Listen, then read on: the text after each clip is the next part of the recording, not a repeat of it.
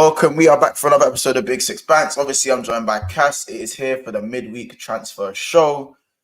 We've got a few things to talk about today. Obviously, Liverpool versus Fulham. Obviously, Dragusin chooses Spurs over Bayern Munich, and Sancho to Dortmund is officially done. Obviously, Fabrizio's given the here we go, as confirmed by Ornstein as well. Cass, what are you telling me, man? It's going to be a quick one today. What are you telling me? Yeah, man, that's what she said. But yeah, man, it's decent day, man. Decent day. Like, I don't know. News ain't going my way. He's going to other clubs, which is kind of annoying. I can only hate from afar. You know, there's only decent things is knowing that. You know what's annoying? Yeah, it's having to wait months. It's being patient with stuff. Because if I'm going to refer to Man United, obviously, it's like I have to wait till this summer to see something. You know, I need to wait to see who goes in what positions in certain roles for me to even get gassed. You know, it's all a waiting game for us, but for everybody else, it's doing all right. Like, Liverpool are probably going to do business. Tottenham have done business. Arsenal will probably do some sort of business. Man City are probably going to do it as well. Chelsea, you know, well, Chelsea are Chelsea. So, little bits and bobs. Hopefully more to come because you know when it comes to certain news, you know, we're dragging it at Dragusin. Yeah. Bro, first of all, I want to sound like a hater. Obviously, first of all, big up Spurs for getting that signing done. Obviously, I haven't gone and obviously watched my man play hella games to be like, oh my days, this signing of the window. You know, this is going to be Van de Ven part 2, even though he's only been here 6 months and whatnot. But Spurs seem to be turning a corner just in terms of whatever signings they're making. They seem to be going for a certain profile, and they seem to be sticking with that. And the fact that he's decided to stay loyal and go to Spurs rather than obviously letting his head get turned by Bayern Munich shows where kind of Spurs are at in terms of the project and what players are kind of looking at, what they want to do. In terms of Dragusin, is that you said his name? In terms of that's apparently that's what I've been told. In terms of Dragusin himself, I'm not even gonna lie. Like for me, I don't know if he starts for Spurs in it. Like they need centre back depth, and it's a great signing. But I don't know if is he signing to kind of start, or is he kind of starting to wait for his turn and maybe become a star. Do you see what I'm saying? I don't really know what the motive is behind him per se. Mm-hmm. But for Spurs, it's a good signing. But let's not act like this is a mad thing in it. I still think that for me, the signing's being slightly overrated in the sense that probably because he rejected Bayern is the reason why this is kind of being looked into as much as it is. Yeah, they bought a centre back who's better than their others, and I think it's a good signing. I think that's kind of it's the biggest sign. I'm excited to see him play. Though. Yeah, everyone's excited to see new players play, though, isn't it? Like, it don't matter with what club. We want to see what players are about. And Romero, you've got to remember, Romero misses what I think 3 suspensions and injuries, misses like 35% of the season. Like that's what he's averaged per season. He's missed 35% of each season. That's crazy. 3 suspensions and injuries. And you don't know if Van de Ven, if he's going to have reoccurring injuries or not. But I think he's probably left or right centre back. But I know Ange likes a left-footed centre back. So that can play on the left, obviously. But the way I look at it, look, if this is the biggest highest people need to understand. This is the biggest big D energy coming from Spurs camp here. Because they took Kane, right? They took Kane. And then they tried to hijack a deal. Tottenham got that deal over the line, and now Bayern Munich saying, you know what, okay, can't get him. Guess who we're going to go grab? We're going to go grab Eric Dyer. You know? So that's crazy. The fact that they're going to sell Eric Dyer and get some money back means whether it's 10 million or 10, probably around, I'm going to say around 10 million maybe. They bought him up front for 20 million plus add-ons. So imagine that. That just goes back towards the transfer fee that they paid off. You know, why do I have a Christmas tree at mid-Jack? It's not my yard. I don't make the rules here, innit? If he wants it there, he can stay there. I don't mind. It's a pretty decorated. Just think of it just as a normal tree. Yeah, because it is a whole January the 10th. I don't care. Let this be quirky as shit, but flamboyant. But what's it called? Anyways, no, but the whole Dragusin stuff. I don't know if he comes in and be a star, as you say. I think they'll still look towards Romero. He has to prove himself. At the end of the day, he's only 21. The thing is, what is exciting though, Let's not act like we're Genoa experts and that we've been watching this guy since Juventus, because we haven't. Oh, word. But the profile to match what's on paper and to see what Ange works with and makes better, I can only imagine that these players or whoever he brings in is going to perform to a certain extent, right? When the pressure comes, we'll see how Ange and his team performs, whereas next season if they got top 4 and cups and even the FA Cup now. I don't think they're pressured to go win a cup. You know, FA Cup's going to be interesting to see how far they can go. I don't know who they got next round after they beat Burnley. Let me check that as well. See, Assad's always got something cheeky to say. That man signed a guy called Wait, my bad. They've got Man City. They've got Man City. So they got Dragon Ball Z in that for that game, yeah? They got Dragon Ball Z and they got Timo, yeah? We'll see how he performs against them. If they could beat Man City in the FA Cup, you'd probably tip them to go and win the FA Cup, right? Who? Well, Tottenham. If they beat Man City in the FA Cup, you would probably tip Tottenham to go far and maybe even win it, because that's momentum. I wouldn't say win it. To go far, I reckon. Why not? Why couldn't they not do it? It depends how they beat Man City. But to beat Man City, who are the FA Cup holders, you have to rate it. Not 100, bro. But for me, Spurs have been beating Man City with worse teams in it. Like Spurs, come on, bro. Let's not act like Spurs beating Man City is a mad shock to everyone's system, because it's not. It's not. That's Man City's bogey. Why are people on to me about the Christmas tree? It's not me. I don't even celebrate. Crazy, bro. I don't celebrate Christmas. Yeah, let's get one thing straight. This is not my yard. Yeah, so I'm not free to do whatever I want with it. Do you know what do you know what's killing me? The lights are on. Bro, the lights are on, bro. The lights are even on. It's not even, bro, turn the lights off, bro. Why the lights on?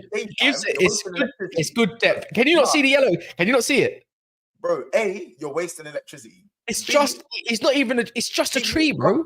Why are the lights on like it's nighttime? Well, I could either have this or I could have a kitchen wall like yours, yeah, and nothing to stare into, yeah. So which one would you prefer? What do you want to stare at in the kitchen? Just let it just be a flamboyant atmosphere, G. It's not even flamboyant. It's just weird. No, it's not. I don't care. It's not weird. But why is that, bro? I don't care. Why are the lights on? That's what bothers me. The tree, not because so much. it gives it effect. It's daytime. I don't care. It's not bothering you once. It's just there. Yeah, bro, cool, man. Whatever. Chat. Let me know why the lights are on in man's background, innit? Why the lights are on? Is the light on in the room? No, I got my obviously my studio lights. No, not yet. Obviously, bro. Should I go turn the light? Should I go turn the light on now? You see the difference? Are you paying for the electricity bill here? Let's turn the light on. What are we doing here? Actually, it's made your lighting worse. Bro, why am I gonna turn the light on at 1:15 in the day, bro? I don't know. It's just been on, to be fair. It's not me. It's not my yard. I pay for my rent and all that kind of stuff and I didn't look. It's up to me. I got my bit on. Whatever happens behind me, I don't give a crap. I'll pause, by the way. That's a big pause. There's a little click. There's a little click where you can do and just turn the lights on. Oh, you know what? Keep them on. No, keep them on. No, keep them on. Keep them on. No, keep them on. There you go. There you go. You know what? I prefer the lights. I actually prefer the lights on. It looks dead now. I prefer with the lights on. I don't care, Mons. I don't care, Mons. I don't care. Let's put the lights back on instead now. I'll put love hearts on there for Valentine's Day, even though I don't care about Valentine's Day, just to please you as well, just to annoy you potentially. All right, cool. I prefer the light. Now I'm deep in there. I prefer the lights back on. Listen, chat. Let us know in the chat. Lights on or lights off? Yeah, you know what? Can I ask a question? The guy called my name in the comments. I haven't really seen your name about. But I feel like you've changed your name from something. So let me know who you was before. Because I know he had a different name. But yeah, anyways, continue. Let's talk about Tottenham. Anyway, yeah. Dragon Ball Z, Dragusin, Digimon, whatever you man want to call him, innit? Pokemon. Yeah, Pokemon, Digimon, whatever you're gonna call him, innit? Yeah, he can't have a stinker still. But I'm thinking, I'm gonna be real in it. You got my head hot slightly, fam. Wait, Javi, pause that whole thing. Pause that whole thing. That whole thing right now. Bro, why speech always bro, what? Bro. Why is it whenever I come on this channel, we talk football for about 5 minutes and then we talk about like flipping GameCube and or whatever it might be in this damn stupid tree for longer than actual what it's meant to be? Cause I don't even know, bro. I don't even know. Big up the 87 to 100 people that are in here. Make sure you lot smash a like. I didn't even do the intro. I didn't even run the intro. I didn't even put the background on. Listen, you lot just make sure you smash the like, subscribe to Never a File, subscribe to this channel. Obviously, thank you for hitting 7.6k. Let's get on the road to 7.7k. There will be a match reaction later on today after the game at about 11:15.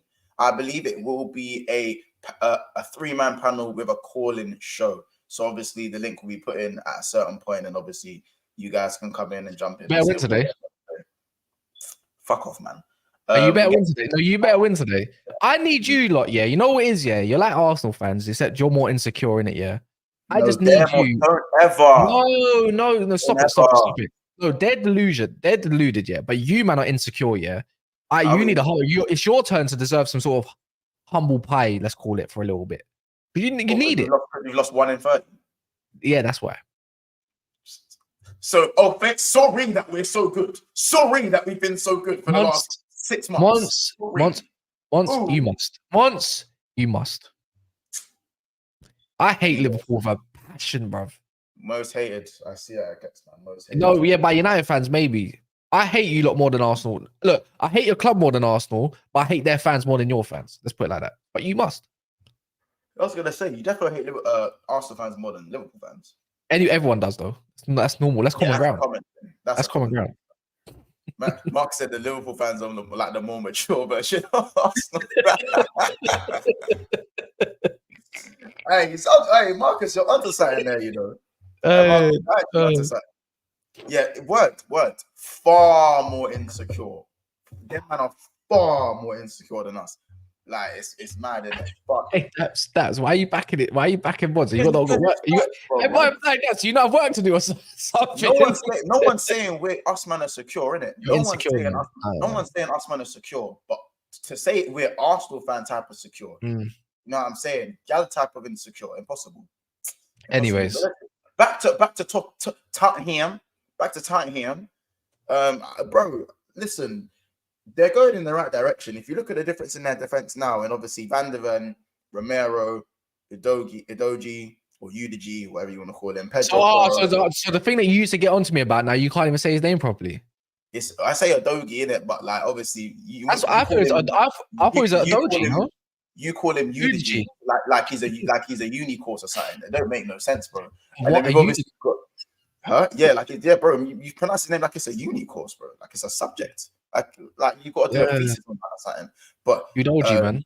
And now they've got Dragon Ball Z, they've got Dragusin. So now that they've got those 5 defenders, they've obviously still got Ben Davis and Emerson Royale. But now those guys should easily be moved to the back of the pecking order. It kind of shows how far they've come in the space of 6 months to a year, in my opinion. And now if they can kind of continue that transformation throughout the squad with the right management, this could happen. You got to remember as well, this isn't all going to be rosy and amazing how it is with Ange, because remember, I'm not going to compare it to Ten Hag, but Man United's first year looked all right.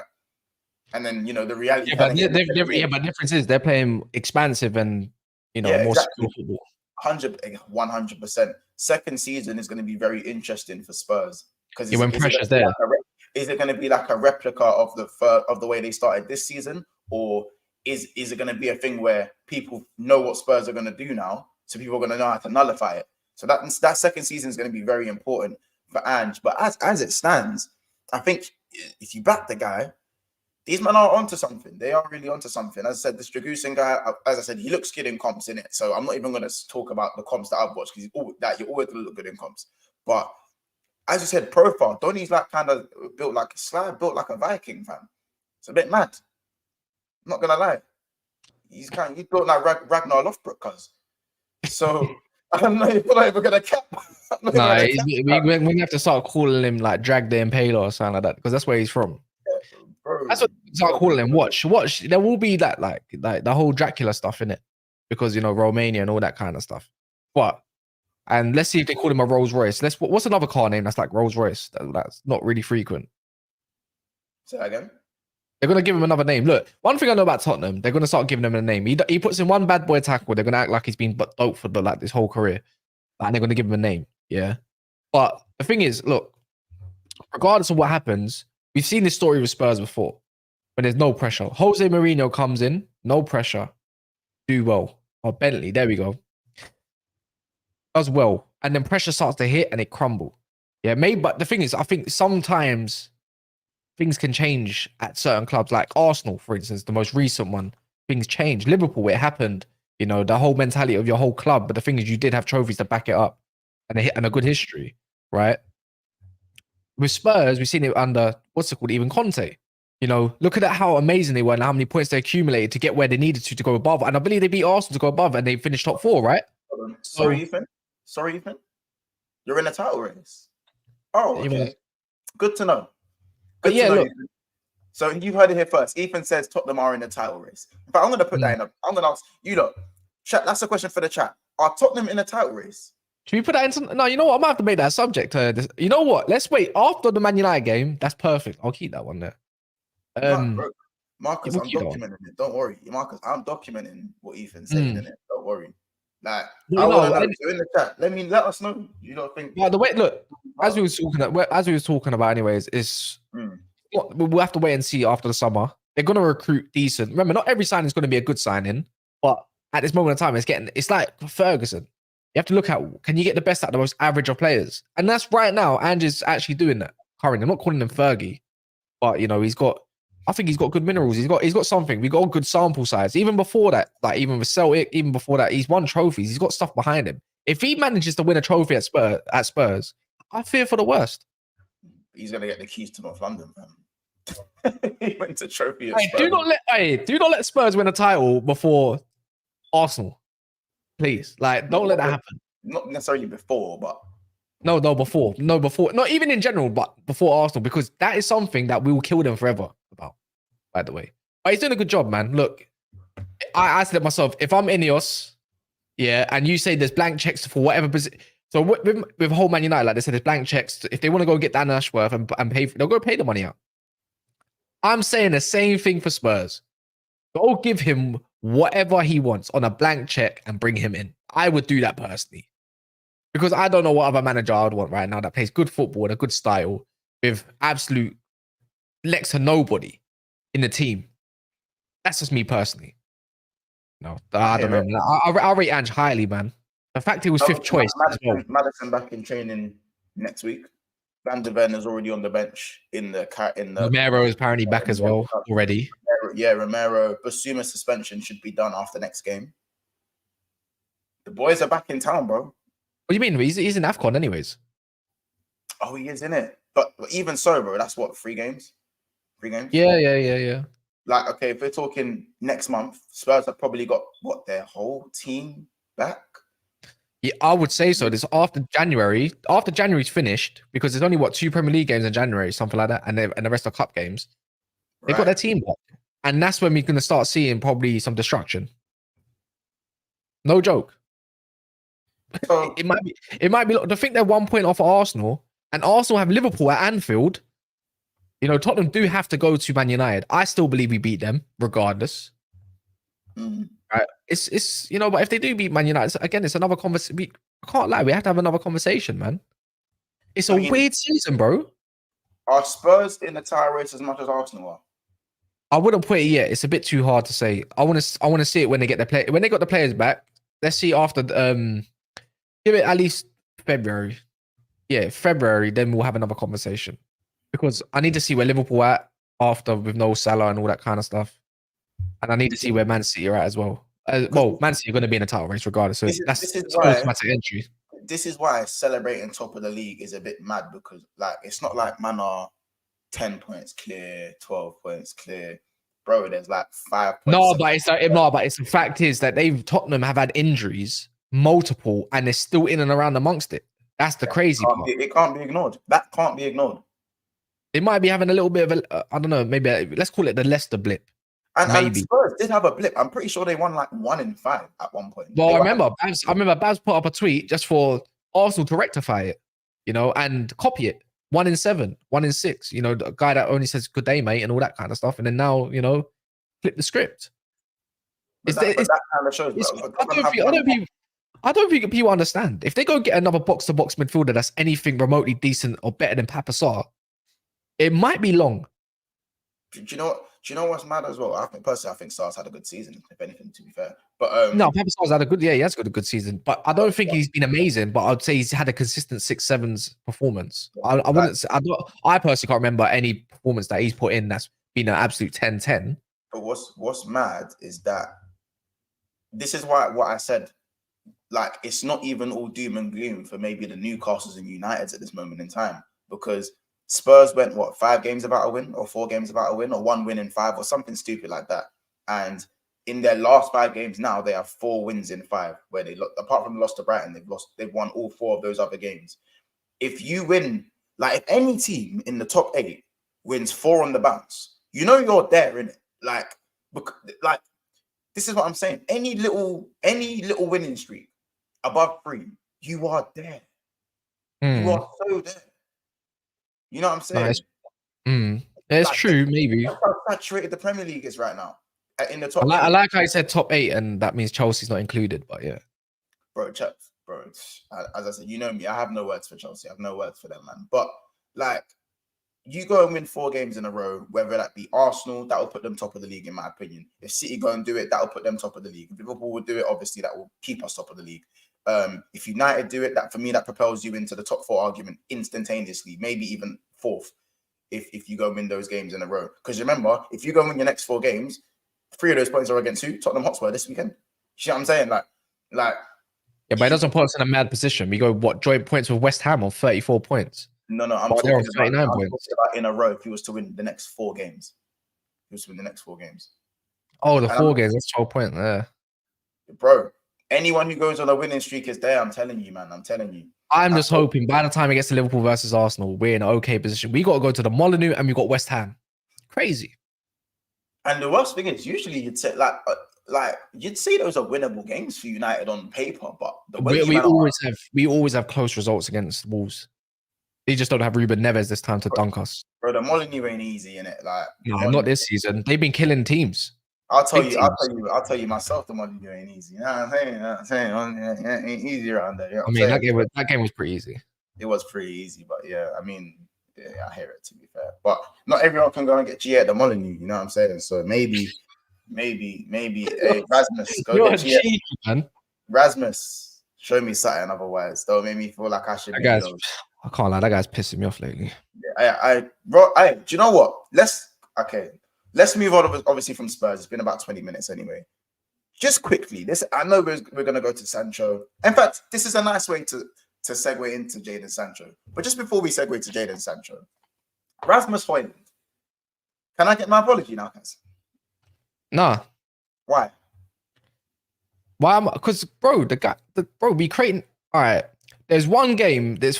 In the last game was the actual game where we actually gave him a lot of chances. First game since he's been in.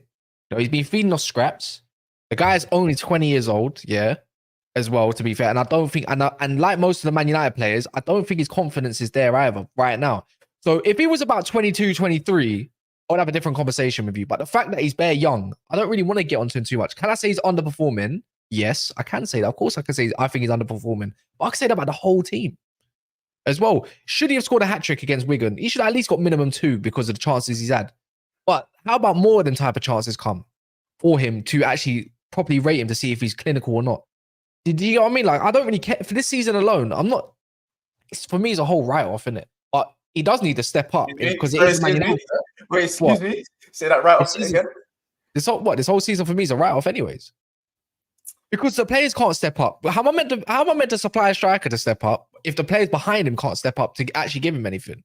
That's the way I look at it. The same way your fans were begging and obviously over Nunes and all that last season about giving him a chance and stuff. And at that time, he was, 22, 23 anyways. Look, I don't even rate Darwin, but he's still effective, right? And you know what? To be fair, Liverpool just got a better team in general anyways. It's so unbalanced at United. That's why I say it's hard to really say this guy's a flop. Darwin would do better at United than Rasmus is. right now. Yeah, And I but don't because that's because a lot of our chances come from breaks, and that's something that suits someone like Darwin Núñez, not someone Rasmus is reckless, though. He's fast. What are we talking about? He's fast. Yeah, no, but the way he's been deployed, he's trying to make him as a target man, bro. Why are you Yeah, trying to make a guy that's not even his way of playing a target man? Look, he's got a lot to learn in it, but I think there's a lot of crap going with Man United, so it doesn't matter because guess what? Every single one of them in crap, except Cobby, and maybe I don't know, a couple others, maybe Johnny Evans, even dare I say it. No, listen, I'm gonna be real. Yeah, the fact that Gakpo has more goals in all. Yeah, but you're in a more efficient team. Bro, don't do that, man. Don't do You that. are in a more efficient team. What are you doing? That means you're just running up a whole agenda now because it's easy to suit it. Your whole team's flourishing. That's no excuse for man to be shit, though. As I said, it's okay for him to be It average. is an excuse. If he was average, I wouldn't excuse. bro. No, but that's an excuse. No, but that's a no. I'm not trying to hear it because that's a valid excuse. About your whole team is functioning from right back, from goalkeeper to your left backs to up front and your midfield. Come on, man. What are we doing here? We're going on like Man United. I don't rate Cobby. Wait, when have I ever said I don't rate Cobby? You said he's just a good player. That's not really rating someone. Because I said he's a good player. No, he's a good player. That's as far as it goes. He's a good player. Clearly, you don't rate him that highly. Then. Very good. I do rate him, bro. I rate him. He's a good player with great potential. That's just. I don't think we're overrating him personally. No. I think it doesn't take much to look at players and say, you know what? I think he's going to be really good. The same way I look at Bajcetic, yeah. He's got, bro. I said he's got, bro. Kobe, yeah, but I think his ceiling's crazy high. It is. I agree. Yeah, I agree. But the whole best midfielder thing's just still dead to me. It's not hard to be. Well, right now, if you pick a player who's Man United's best midfielder overall, right now, it's clearly him because he's the one that's keeping things ticking. Man need to understand. That's where he's been around. Last time I got told his legs were gone, so how can he be Man United's best midfielder? Last time I checked, Bruno Fernandes gets tackled up by players from League One. You know, and he's meant to be our best player. Last time I checked, McTominay goes missing to the point. If you go look at stats, he's so far down that you can see him with Kai Havertz. Like that's how missing he is. Don't talk to me about Eriksen as well. His legs are gone and all this kind of stuff. So overall, Man United's best midfielder. If we want to have that proper conversation, you know, it's easy. Copy is Man United right now. Is Man United's current best midfielder because the rest of them stink as shit. Right. Either way, I can still rate the player and not think and like you can rate a player and still think that the fans overrate the player. No. Obviously, like that's normal though, isn't it? We all overrate players. We talk about it. I would be a hypocrite if I haven't said that certain fan bases doesn't overrate certain players. Maybe we do overrate it. It's a bit like when we see a player cross the ball from left back or right back that has some sort of ability, you know, and we start overrating them a little bit because we've been starving of that type of player.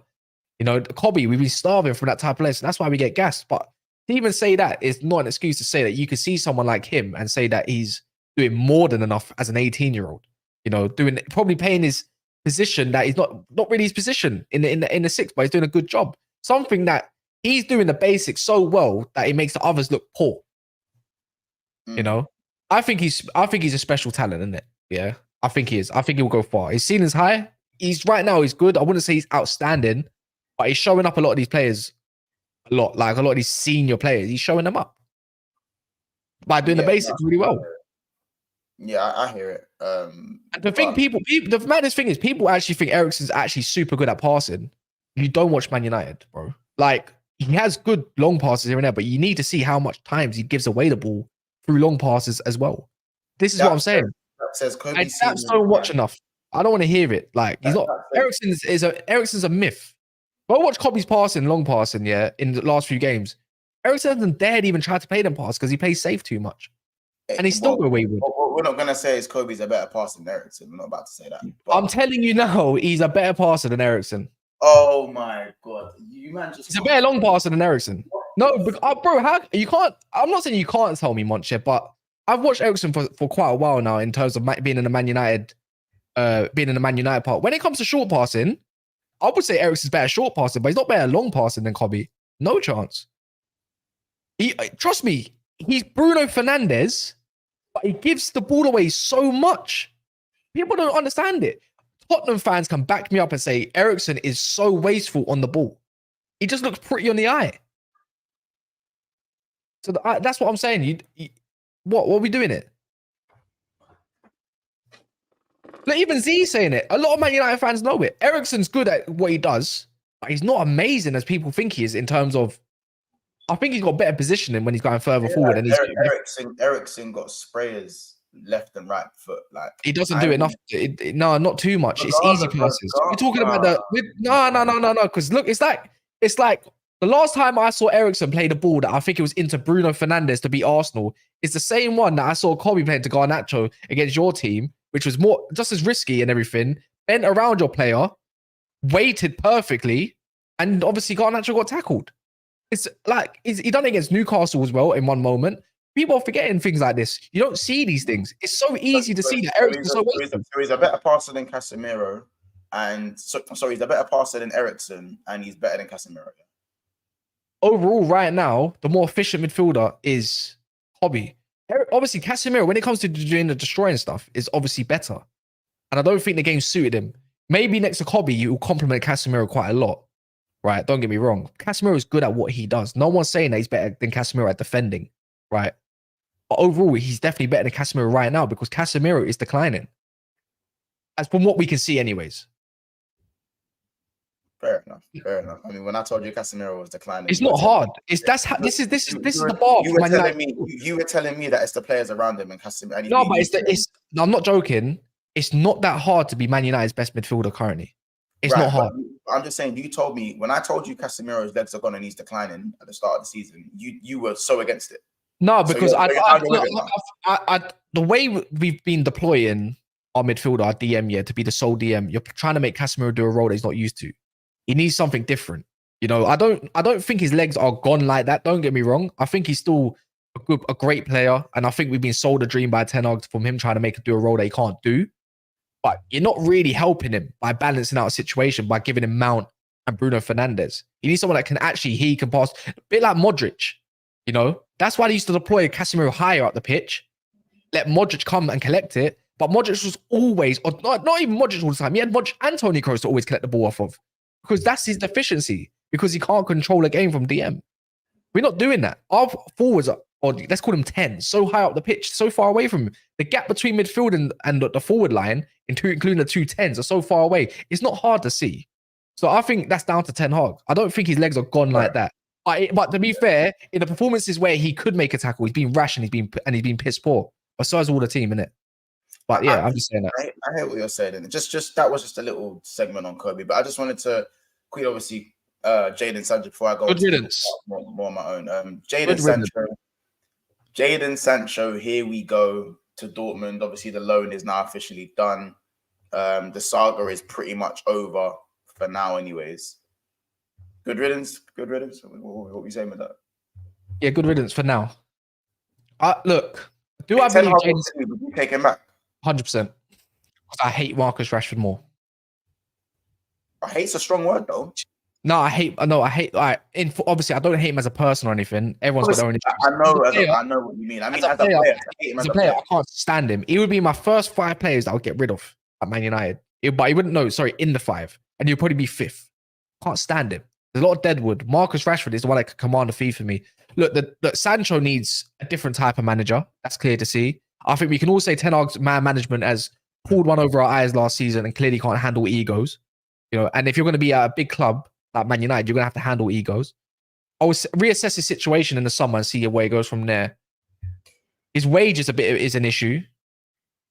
I do believe there's a player in Sancho in it, but yeah, I think that, again, in this modern age of football, you have to be a different type of manager. Because I still believe if Sancho was with a Jurgen Klopp, right? I think he succeeds, bro.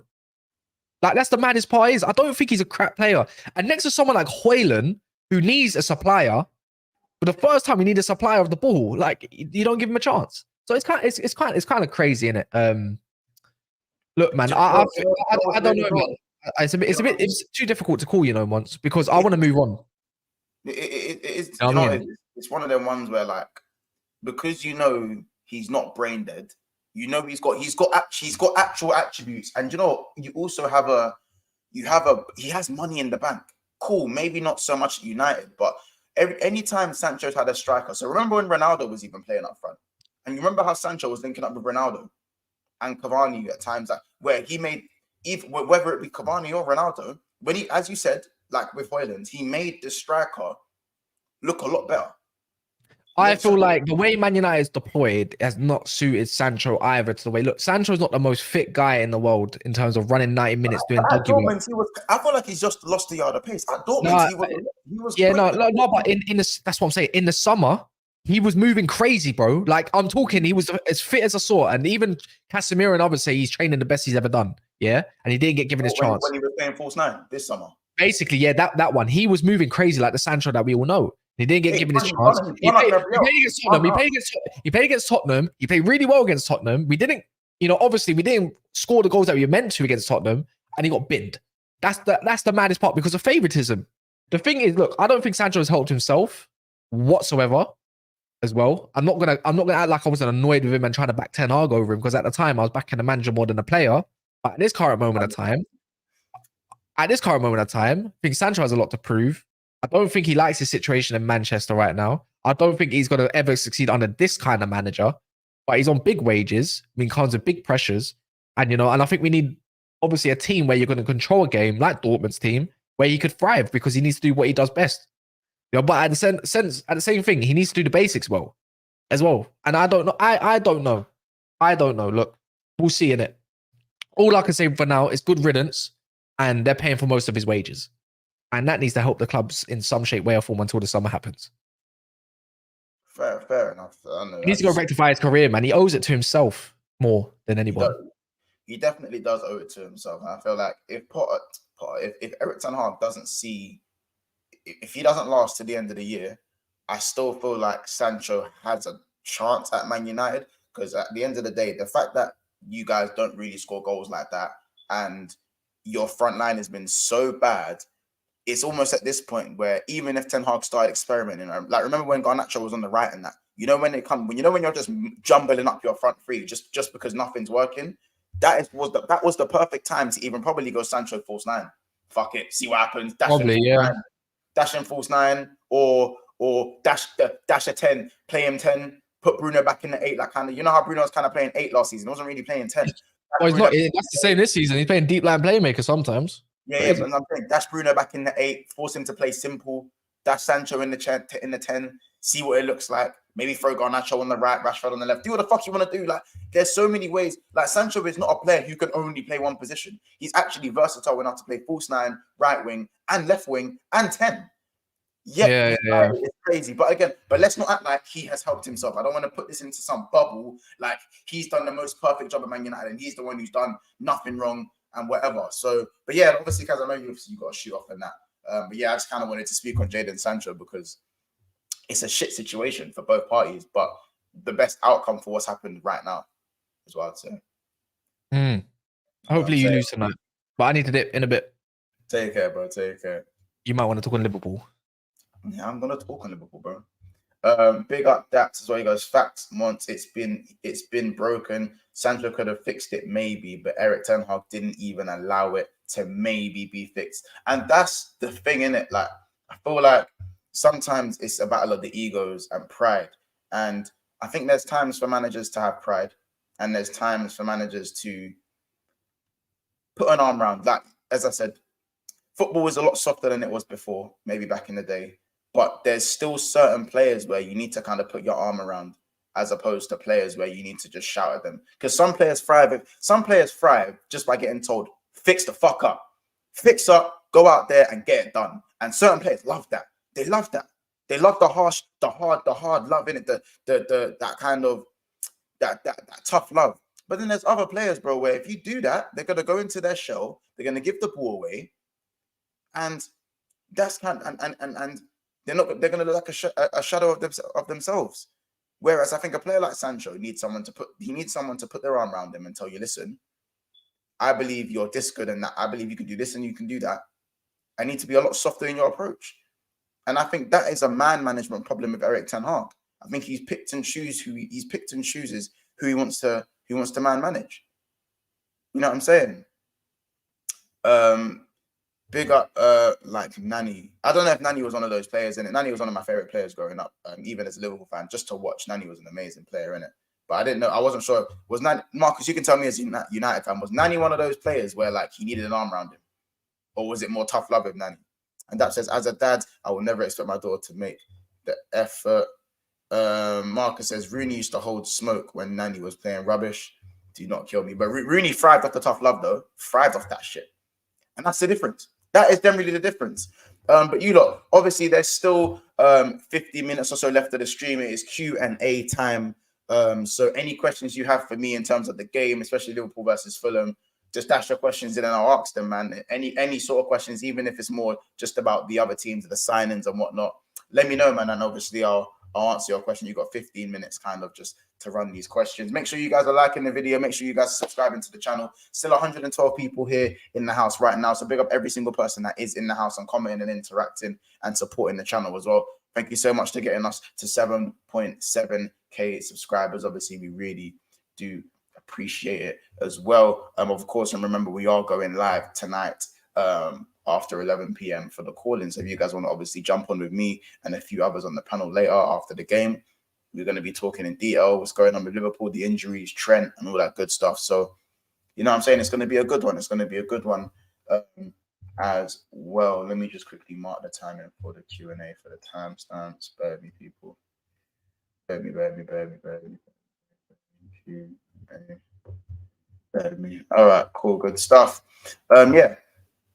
Big up Freedom. He goes, do you think Liverpool sign a centre-back? Not gonna lie. I'm not gonna lie in it. I think with Liverpool right now, I'm gonna be real. With Liverpool, I don't see us signing anyone at the moment, just because of obviously the way our owners run and the fact that Liverpool are top of the league. I see it as Liverpool are doing well. So the owners aren't going to look at it as a forward-thinking project. They're going to go, we're on course. We're almost overachieving at the fact that this is a rebuild and we're top of the league. So almost, why do we need a centre-back? Regardless of the injuries, I think these guys are going to look at Matip and go, well, he's got an ACL. When he'll come back and we'll have a centre-back. And they'll look at Kwanzaa and go, well, look how good Kwanzaa's doing. So why do we need a centre-back? Even though a blind man could see that Liverpool need a left centre-back. A blind man could see that. Inacio, affordable. Go get him. Make it done. But are the owners going to do that? I don't have confidence in my owners to go and do that. I think we also need another right back. Calvin Ramsey. What's happening there? What's happened to him? He's on loan at Preston. He's played 2 games. What's going on? You know what I'm saying? Trent's now injured. All of a sudden, it's not looking good. Joe Gomez is our covering right back. He's our third choice left back. He's also covering centre back. We can't have the same man who's not even fit himself covering 3 different positions. It's not sustainable. Just for fitness alone. You know what I'm saying? 3 out of the 4 of our best back line this season in Matip, Trent, Robbo are injured. Simcas injured. The only ones left are Konate and Van Dijk and Gomez. 2 of the 3 are injury prone. Gomez is injury prone. As good as he's been this season, he's injury prone. Konate, injury prone. We don't want to rest our laurels on players who don't usually stay fit. You know what I'm saying? Big up, say my name. He goes, predictions for tonight. I'm not going to lie, man. I'm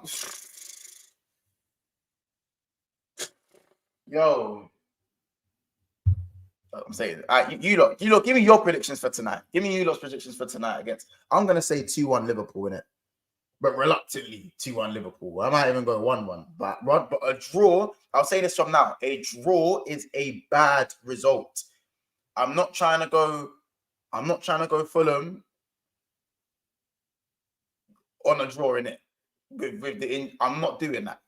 I'm not on it. I'll tell you right now, I'm not with that. I'm not on it at all. Man are saying 2-1 Fulham. Monts, if Fulham managed to get a draw tonight, I worry if you say, yeah, bro, 100%. 100%. If Fulham, if we draw 1-1 or 0-0, and we're going back to their ground, bro, it's not that. It's really not that. We can't be going to their stadium on a draw. Bobby Reid as well. And it can't even be the Jamaican. It can't even be the guy from the motherland, man. I can't have that. Not at all. Listen, I know we must. Big up KLFC as well. I know we must. But yeah, I'm not gonna act like Liverpool all right, I'll stimulate invest right now and have a fit team, or even half a fit team. Big up K-Mac, he goes, Monts, we have to sign Inacio or Lacroix. Look, did I say his name? It will be because of injuries. I don't think our hierarchy acts just because of injuries. And you think we're winning 3-0? Crazy.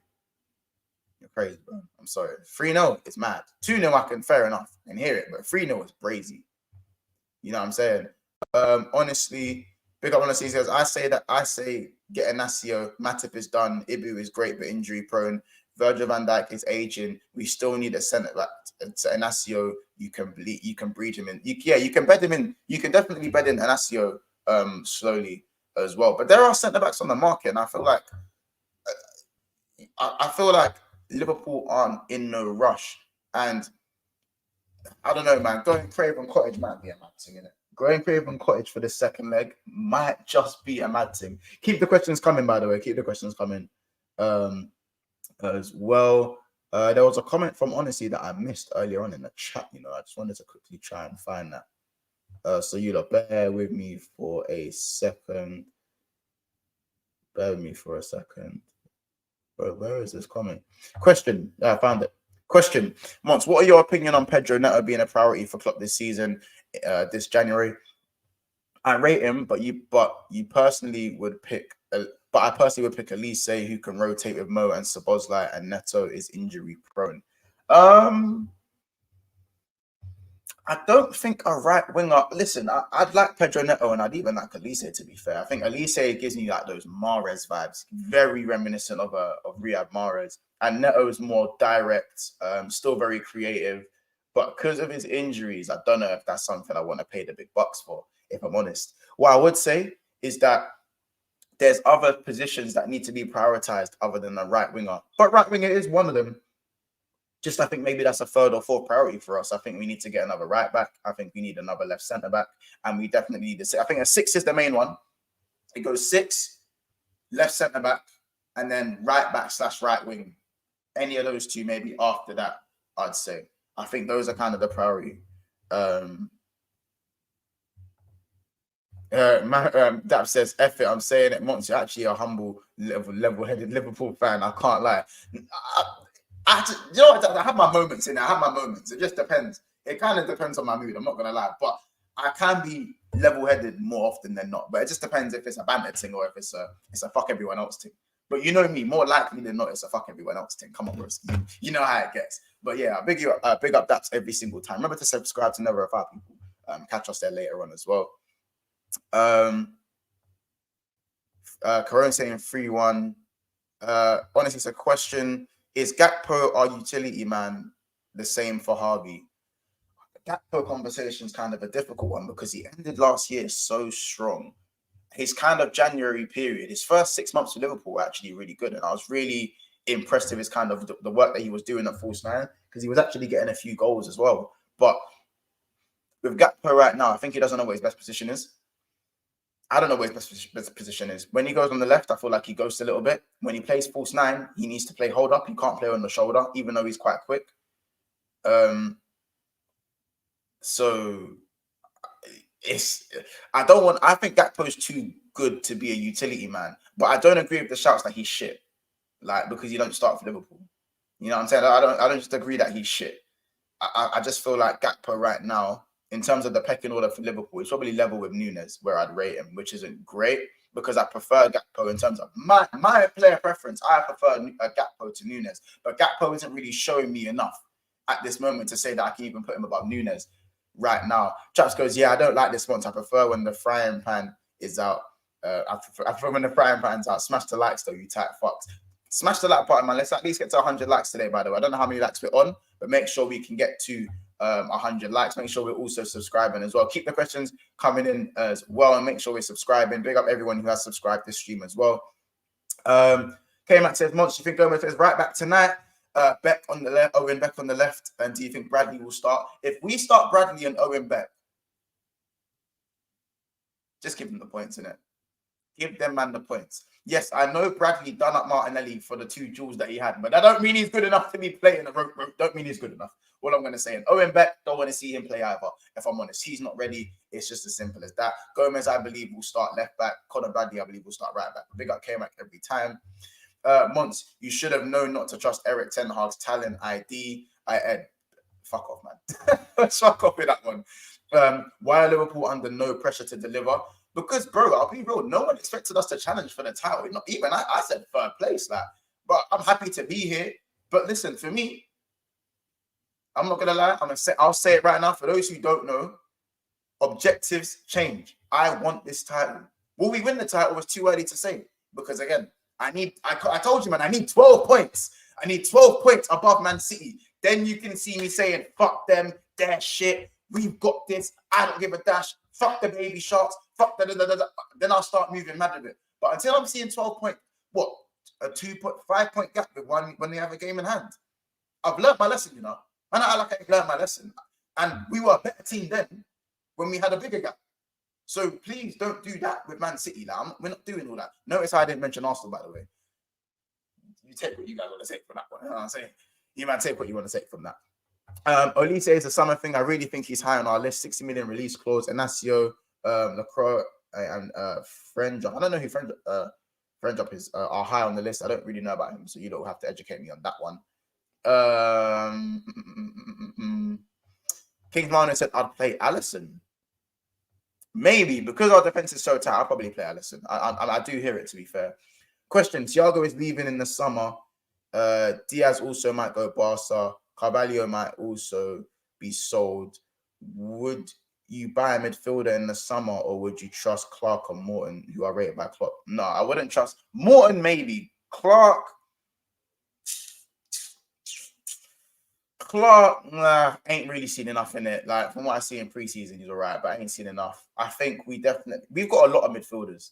We have a lot of midfielders, but we do need that Thiago replacement. Was McAllister that Thiago replacement though? That's the question. I think the fact that we're doing fine without Thiago gives me confidence. My thing is that imagine what we would be with Thiago. That's the thing for me. Jamrock says Monts, Liverpool and Klopp should be under more pressure. They're currently leading halfway through the season. A coaching staff who recently won the Premier League and players who have also won the Premier League. 100%. But we still have a spine, which is why people like Daps and Co say that they fear Liverpool more than Arsenal because we know how to get it done. But there's also a lot of players in the team who don't know how to get it done. The McAllisters and whatnot, and the Szoboszlais, the Gravenberches, and all these guys are still players who need to learn the Liverpool way a little bit more. And still, obviously, they're still early in the Liverpool career, so I'm not going to expect the world from them. But this Liverpool team is far from complete, and I think we are in a little bit of a rebuild. And that's why I was kind of happy with top four in the trophy this season, even if that was like an FA or a Carabao. Yeah, Matip's done. Matip's done still. Big up Dills every single time he goes. Big up Montsborough. Run up the lights. People at my club. Run up the lights. People at my club is a madness. It saved the bridge settings over there. Yeah. You man have done it. I'm not even gonna lie. It's fucked. Off topic. What are your plans and goals for Big Six Bants this year? Oh, well, that's a different kind of question. So currently we're on 7,618 subscribers. I didn't even expect the channel to even be at 7.5K by this point, and I'm a very ambitious person, and I believe this channel is going to go all the way, and I believe we're going to get to astronomical numbers. But if we're talking aspirations for this year, I want to at least double my subscribers by the end of the year. I want to get to 15K by Christmas, by New Year's. And that would be a beautiful thing. I want to try and get to 10,000 maybe by like March, April. Hopefully we can get to the big 10K. That's going to be like a mad moment, bro. I'll be honest. If we hit 10K, sorry, you lot have no idea what I've sacrificed for this channel. You lot have no idea the work out. Like, yeah, that I'll save that for the 10K celebration show. But if we're talking aspirations, definitely 15K for the year. I'd say 15K by the end of the year. I want to hopefully get more. I want to embed like watch-alongs for certain fixtures, maybe some studio sessions, get some footballers on the show. I know a few footballers, which some people know already. I know a few footballers. I really want to get them on the show. we've got some really big guests lined up who are already fans of the show, really big names who are actually generally fans of the show. You won't see them commenting, but yeah, like it is a madness. As I said, Monts, don't be crying on Coppish when we hit 10K. I love how you said we. You know what I'm saying? Because I like that. I generally like. I said how you actually said we. I love that. Bro, if we hit 10K, bro, I'll probably cry, but I'm not gonna lie, bro. I ain't gonna lie to you, lot. I'm not even gonna cry at time like that, bro. 10,000 subs? Are you mad? Are you mad? Are you fucking crazy? That's crazy.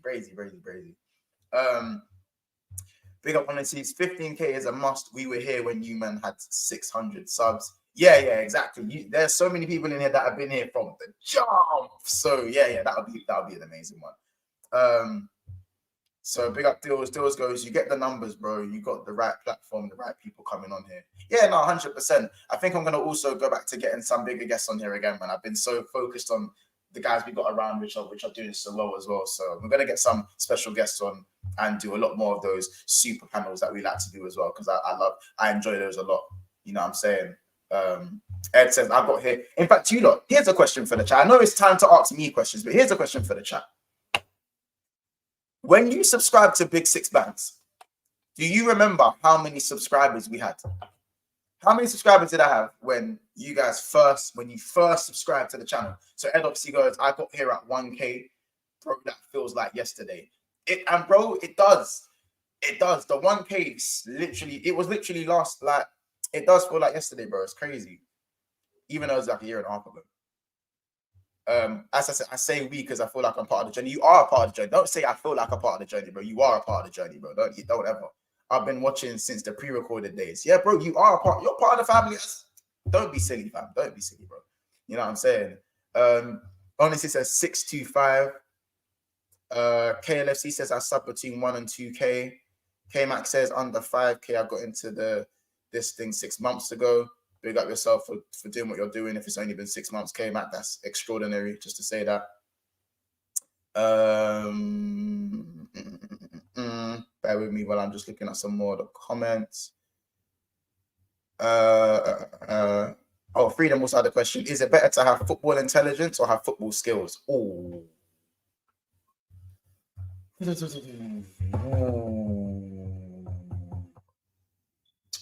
might say I'd love to say a bit of both in it, because that's what makes you like a special footballer, to have skills and intelligence. I prefer football and intelligence, but I also love skills because they're so easy on the eye. I think I'll probably lean towards intelligence. I'll lean towards intelligence. Big up Nathaniel, you subscribed at 1.5K. Freedom, big up yourself. Remember, as always says, I got here from Coppish, you were going for 5K. My guy, Freedom, I appreciate that one.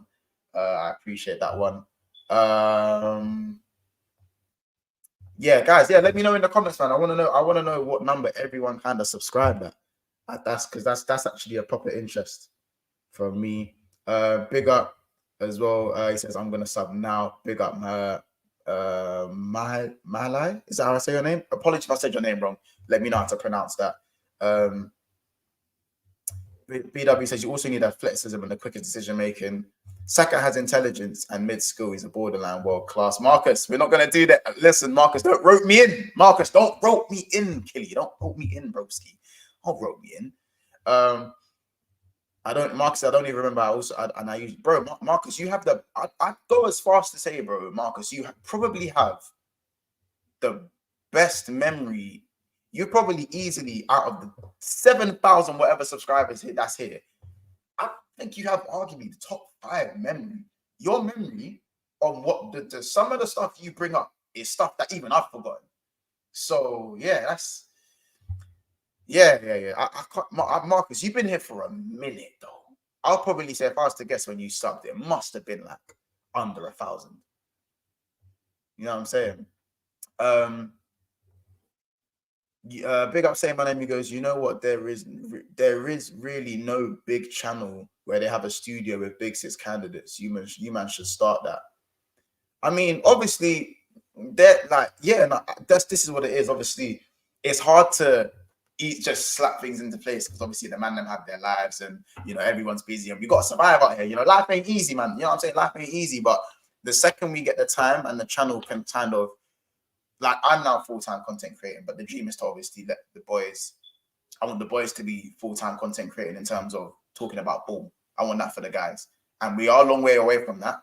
But we can get there. We can get there with time. The channel's we've only been live. The channel's been up for about two years and 2/3. We've only been live streaming for about 2 years because remember we were doing pre-records. We've done pre-records for like the first 7-8 months. So for about 2 years now, we've only been live streaming. So maybe in 3 years' time, maybe in a year's time, we can kind of get more studio sessions. I think you guys would enjoy the studio sessions as well. Obviously, we live in different cities, so it's difficult, but we'll try and make that happen. Day says, saw you on Coppish, think you was on 5K. Big up yourself. More votes than likes. People hit that like button. Yeah, people, make sure you're smashing the like button. Casey said we're not allowed to talk about God's future, God's favorite. Man said God's favorite fraud. Ed, you are taking the absolute piss. Big up Coach's Corner. Obviously, he was on yesterday. He said probably started at 6 or 7 or 5 or 6K. Big up yourself. Barry Richards saying, can't remember. I just got in and started staying. Hey, I hear it though. Man just got in and go, yo, fuck it, I like it here. You know what I'm saying? Hey, Barry, you family now. You family. You sound Big Six Bants, you family now. It is what it is. You know what I'm saying? Obviously, big up my bro Hass. Obviously, he's been here since the start. Obviously, that's family, bro. Man, come on, bro. That's real gang. That's real gang there. So big up yourself every single time. As I said, what urged you to start this channel? What urged me to start the channel? Do you really want to know the reason? I've never said this online, I've never said online the reason maybe I should do a Q&A stream in it where you man can actually know more about man's life personally in it. Because there's certain things that I'm actually happy to actually generally share in. I'm actually generally happy to share certain things about my actual personal life. But if you don't want to know the reason I actually started Big Six Bants, there's 2 reasons. The one reason was me, Casey, Kiz, Ethan, and Corey, and a couple others who aren't actually on the channel, but are still good friends to this day. We used to argue about ball every day, bro. And we're talking like you lot. We'd go to each other like this when we all still live really close to each other.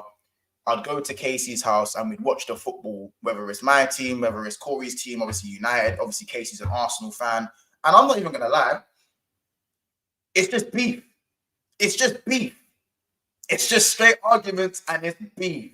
And whoever wasn't part of our friendship group would and if they watched us watch football or they watched us argue about ball, they'd just sit there in awe and just be in tears of laughter. And I just kind of thought to myself, if I put a camera on the wall and watched and had the kind of perspective view of me, Corey, Casey, Ethan, whatever, laughing and joking and arguing about ball, would people want to watch that? I think people would kind of want to watch that. I think people would want to watch it. You know what I'm saying? And that was kind of the idea that kind of came out of nowhere. And it was kind of coincidence that Ethan's a Spurs fan, I'm a Liverpool fan, Kiz is an Arsenal fan, Corey's a United fan. We had most teams out of the top, out of the Big Six there to go with already. And I'm like, bro, man are doing it for free. I'm thinking with the man then imagine getting paid to talk ball and fuck around with the man and talk ball. That sounds like a decent career to me. You know what I'm saying? Obviously, I'm an actor. I'm an acting career. I've worked in education for 5 years. People don't know that. Do you know what I'm saying? I've done loads of things, but football has always been a passion that I can never, bro. I can't. The sports got me in a headlock, bro. You know what I'm saying? That sports had me in a headlock. So I could never go to games when it was very difficult for me to go to games, even up until maybe the age of 20, 23, 22, 23. So it's to be able to talk with ball with these man was as if I was at a game, almost kind of thing. It gave me that feeling. Now, the other reason I started the channel is obviously when we went into lockdown, my acting career was going very, very well. It's obviously my acting career is kind of back on track and back where I kind of left off. Now things are going well. Obviously got 2 adverts that are live at the moment, and I've got something coming out very soon as well. But I signed a very lucrative contract with PlayStation. If you're on my Instagram, you'd see the adverts on my Instagram, and it's on PlayStation. So I was like one of the main faces of PlayStation VR at the time in 2020, and during lockdown, I had a renewal of my contract that was put on the table, and I thought I was the guy. I'm not gonna lie, I thought I was the guy. I thought I don't know. I got very complacent because obviously you sign a PlayStation contract that offers you a decent bit of money and whatnot. And I'm not gonna lie, because of lockdown, contract got revoked, innit? Obviously, the contract, they didn't want to offer me the renewal. It was a very difficult time to kind of accept that. And I was a very angry person at the time. I'm never really an angry person anyway, but I wasn't really myself. And it was like almost an opportunity taken away from me that I'd worked a long time for. That PlayStation contract was my first ever big acting contract. And just to have it taken away from me, just to have it taken away for me, and again, that was something that it wasn't even my fault. It was lockdown, it was COVID, it had nothing. It just had nothing. I felt like my hard work got taken away from me for something that I didn't do. It's not like I fucked up. Do you know what I'm saying? Yeah, it's not even like I fucked up on that. It's just that, I don't know, cinemas got closed for whatever reason. They couldn't fund whatever. I don't know, innit? Like my agent let me know and everything that happened. It happened the way it happened. And because I lost that contract, obviously I lost kind of that. I've lost motivation to do a lot of things. A lot of things, man. This is mad, isn't it? Yeah, this is mad. I'm even explaining this, but yeah, I lost motivation to do a lot of things. I was obviously, I'd moved away from the man them, so like I couldn't see the man. I barely would see the man them. Like I was on my own. I wouldn't even say I was depressed and stuff like that. It wasn't even like a depressing type of thing. But like, you lot don't know how, like, I was acting for like 5 years before I even got that contract. Like, I'd gone 2 years about an acting role. Like, bro, man was on I was making £7 an hour at 21 years of age. Do you know what I'm saying? To then go from that to a PlayStation contract and then to have it taken away from me was, even talking about it now, slight pisses me off, innit? But I hated the idea that things were out of my control, as NXT would say. It was out of my control, innit? But I hate not being in control of certain things. So I said to myself, fuck this. I'm still going to pursue my acting, even though my acting career really did slow down during lockdown. Contemplated quitting at some point, but you know what I mean, man ain't no quitter, innit? Man ain't raised no quitter, bro. I got a mum to take care of, man. Man ain't raised no quitter. But I just thought to myself, what can I do where I'm going to be more in control, that I can pursue alongside my acting career, whether my career goes like this in acting, or whether it's like just a gradual thing. You know, some actors make it at 60, some actors make it at 50. I'm not obviously trying to make it at that age, but I'll be real. Like, I'm not trying to struggle till that age. So what can I do alongside? What can I do alongside my educational work? And what can I do alongside this, where I'm in control, where the work I put in correlates to my success? What can I do? And that was where Big Six Bants came in, because when you're an actor, you have a director to tell you what to do. You have an agent who will take who will put you out there, but they're gonna take commission from what you earn. You're gonna have people telling you what to say, dialect coaches. You're not completely in control. There's a lot of things that you're told to do as an actor. You're not fully in control. Even the highest caliber of actors, you're not fully in control, and things can happen that can affect your career, and that you might not even do anything wrong. And I come to accept that as an actor, but I can't rest my laurels on that completely, because what if acting was the only thing I had, and lockdown and God forbid, another COVID hits? I'm fucked. I've got people to take care of. I've got responsibilities. As many of you lot alone, as many of you lot in the chat probably have that. Do you know what I'm saying? So what I decided to do, I thought, what can I do that puts me more in control of what I'm doing?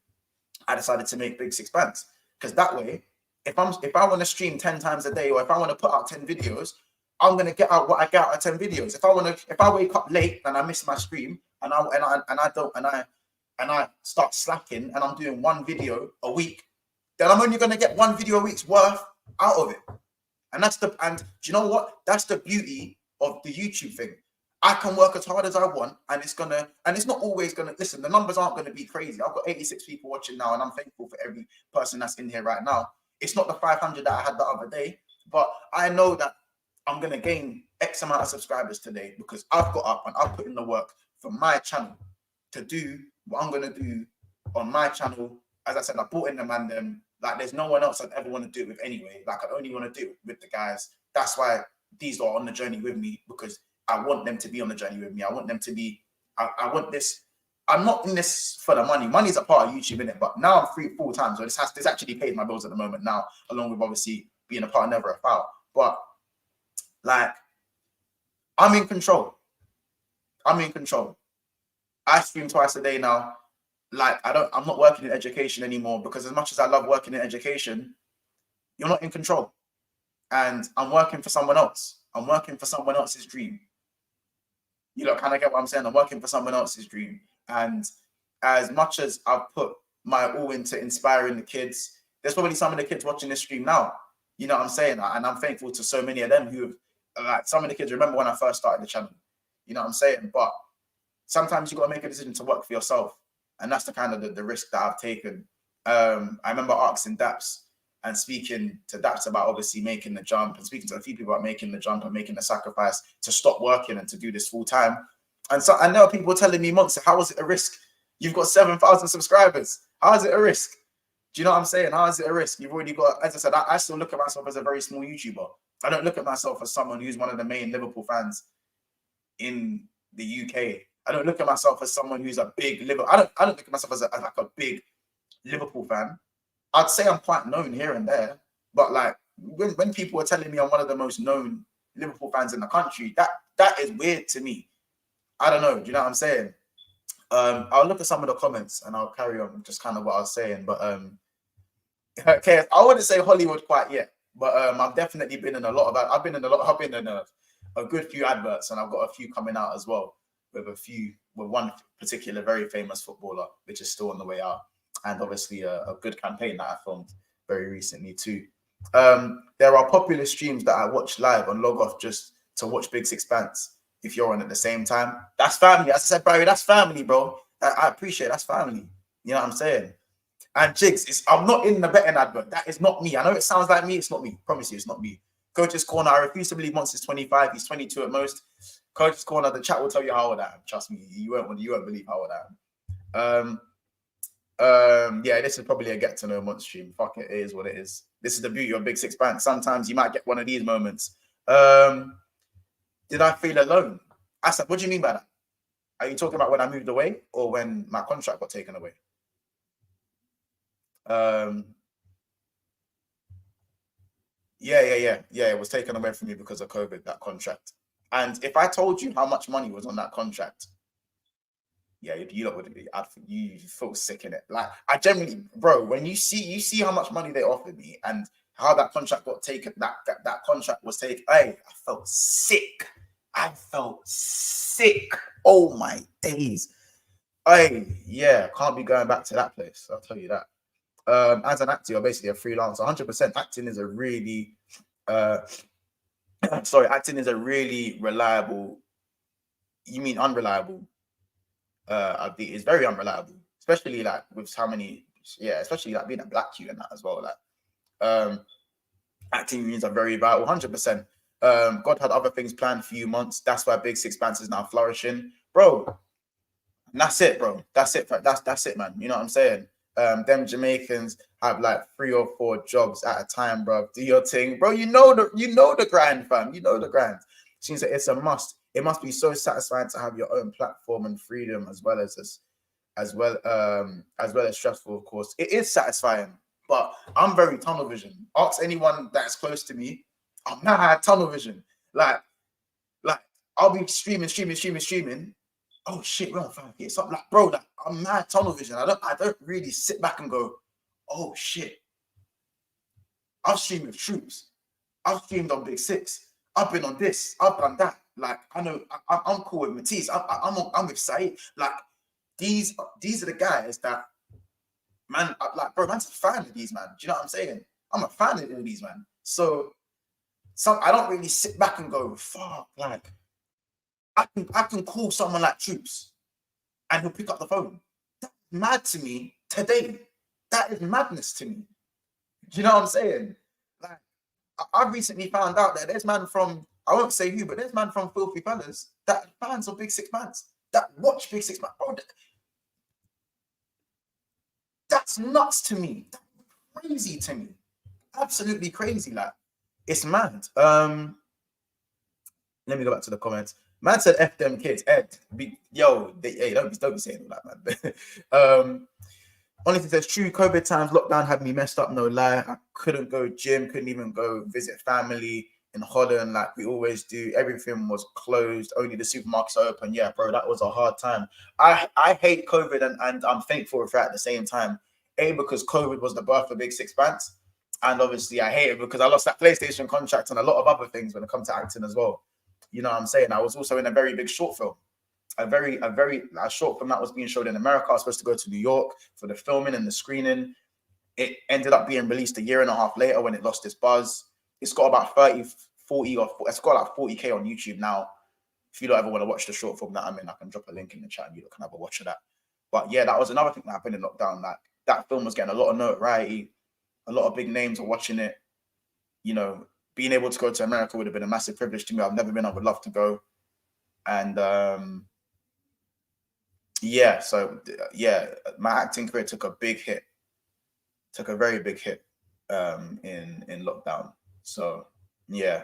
Mark says, caught you on that. Knowledge and rants and happy-go-lucky style. Never change once, keeping it real. I appreciate that, Mark, a lot. Sometimes people just say I'm deluded and crazy and I just chat shit and I only banter and I don't know how to do anything else. So I appreciate that one. Jay Kismet says, as long as you don't change on that journey, too many folk. Oh, as long as you don't change on that journey, too many folk have changed on that journey and it's damn ugly. Oh, do you know what, bro? It's never been a change thing, bro. I still subscribe. Bro, I'll tell you this right now. I'll still go on the man's channel if he has 10 subscribers, man. If I rate you, bro, I'll jump on your channel and vice versa. I put many man on the channel. You know what I'm saying? Like, one of my favorite things is helping people get to their like next milestone, or like 50 subs, or like 100 subs, or like 1,000 subs. Like, that's like my favorite thing to do, because I know I was there. I'm still there. You know what I'm saying? Like, that's one of my favorite things to do. So, and I've been there. You know what I'm saying? James Redmond brought me on his channel when I had 50 subscribers. He had no reason to do that. He had no reason to do that at all. He didn't have to do that. You know what I'm saying? So it's one of them people. My bigger, and also one of the first people I actually came to when I didn't know how to start my channel was actually Cal from Coppish. So for the Coppish fans in here, if you want to know one of the big reasons why the channel was even established itself was Cal. He said to me, I DM'd him. I had a lot of questions on how to get started, and it's all history, really. I was literally one of the fans from Coppish. I'm still a massive fan of Coppish. That's like probably one of my favorite channel. Like, you know what I'm saying? So to be able to and bro, like Cal didn't have to reply. Remember, I didn't just DM Cal. I DM'd a couple YouTubers, and Cal was the one who actually got back to me and gave me the time of day. No one else really gave me the time of day, because obviously I'm just a randomer at the time. I got no subscribers. I don't have a channel, but Cal gave me that time of day, and I'll always be grateful for Cal. That's someone I'll do anything for in terms of like in the YouTube thing. Like he needs someone to do a stream. I'll drop what I'm doing. I'll drop what I'm doing ASAP. Wouldn't even think twice. It's all about the journey, not the destination. Yeah, bro, man's enjoying the journey still. It's crazy. You know what I'm saying? Understand, I'm not gonna cap. Oh no, I think I already read this comment. My bad. I remember the early days of the show, good times. Yeah, Liverpool were in the mud when I started Big Six Bants. We just won the league, so I thought, oh yeah, BFP going to be easy. Liverpool are the coldest, and then everyone got injured. We went 6 games. I was drinking alcohol on stream. You know, them 6 losses, them 6 straight losses at Anfield had me drinking Ukrainian vodka on the stream. If you listen, the videos are all there. If you don't want to go watch, the videos are all there. They're all there. It's crazy. It's crazy. Months, Middlesbrough won only once at home since November. Yeah, bro, Josh, when I heard that, fam, I was thinking, what the fuck? Chelsea, what are you man doing? Question, is Gooner Lee on quarantine? Man, is MIA recently? All right, big up Gooner Lee. All right, off camera, even on camera, bro, Gooner Lee talks a lot of shit, but that guy is my guy in it. Like, Gooner Lee is generational, I'm telling you. He just needs to show up more when his team loses. But he is fucking generational. By the way, keep the questions coming, man. If you don't want, I was gonna end the stream, but you don't want to run any more questions. I'm happy to answer them. Since we're here now, since you don't know, you don't know some of the personal details now. There you go, innit? Ed, Mont's meeting Cantona is getting me so mad. Wait, Ed, when did Ed say? Wait, when did Ed pop the Cantona thing? When did he say that?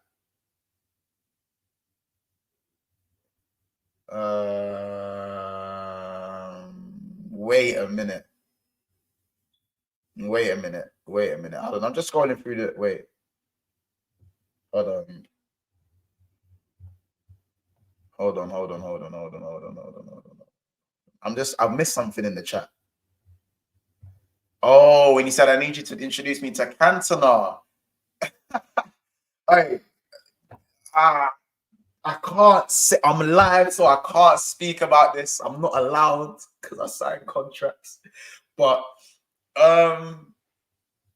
let's just say it wasn't the picture of me and Cantona on my Twitter. The only thing I can say about that is that wasn't just a meet. That weren't no meet and greet.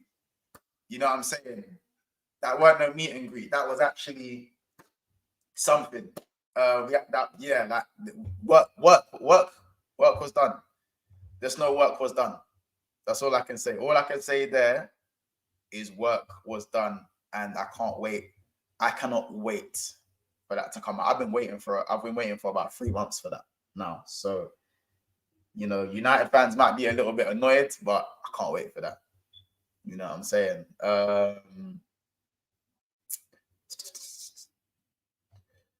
I know what it's like to lose a contract in COVID.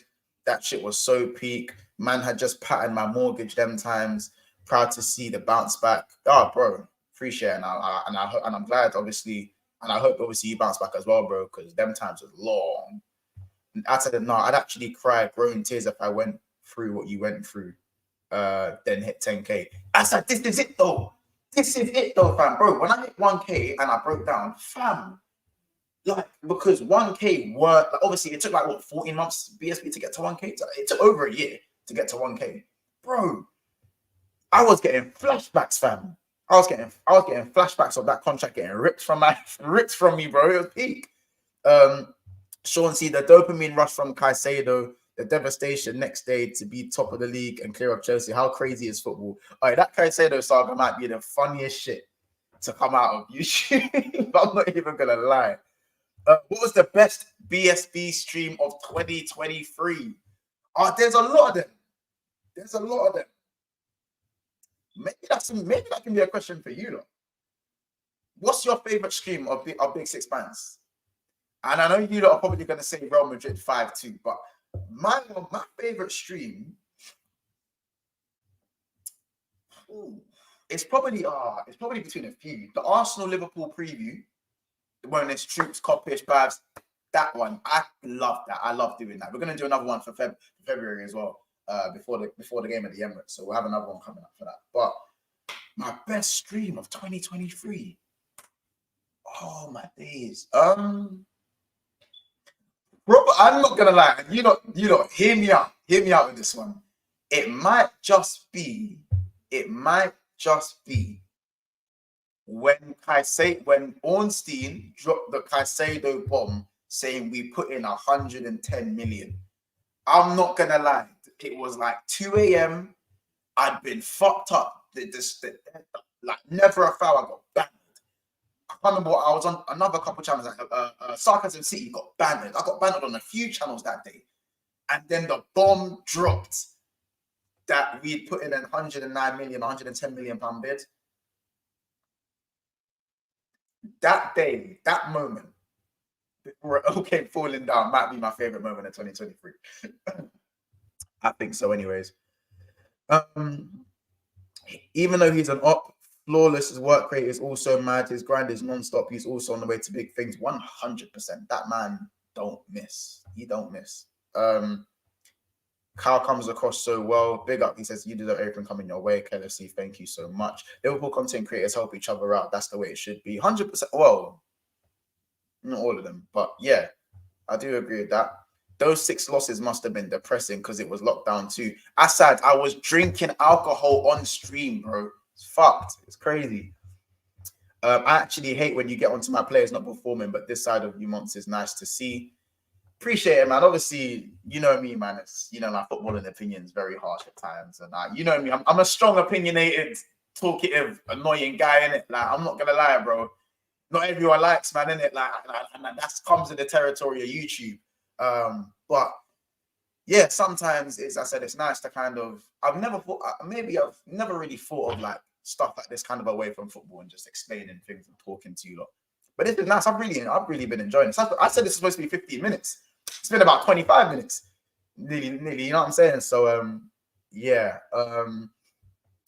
never bite the hands that feed you. Your work ethic is ridiculous. Thank you very much, reasonable. That 100%.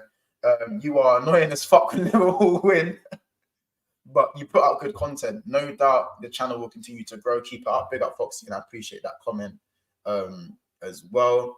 I first saw you on the terrace that season, I'm pretty sure. Oh, Jurgen Quad days. Yeah, man. Jurgen Quad days, man. Big up Terry, though, obviously, for having me on the terrace for the times that I was on there as well. When we had the 6 losses, I was cussing everyone. Bro, hardest times, innit? How did you meet Kaz and never a foul?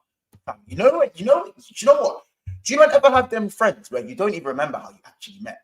I don't even remember how I met Kaz. I promise I don't even remember. He might remember. I don't even remember. But fuck it. It's a beautiful relationship now, though. So that's what matters, isn't it? Monster's got that Kante work rate. If he isn't streaming on his own channel, he's on someone else's stream. Hey, that's a fact. I'll be real. I wasn't going to stream today because I've actually been sick today, innit? But that's a little thing. I've been ill. That's why I wasn't speaking much on Never a Foul because I had to go. I was sick, innit? But I feel a little bit. This has made me feel a lot better. Bro, I promise you, this shit is my antidote as well. Like, some people say sometimes take a break from streaming, but this makes me feel a lot better at times. I'll be so real. So again, thank you lot. Thank you lot. Mons, would you say to anyone that Mons, what would you say to anyone that is thinking about making a channel? I've seen a lot of people. When I started YouTube, I started with a lot of channels, and I'm not gonna name those channels, but a lot of people started and didn't finish. You know what I'm saying? A lot of people gave up.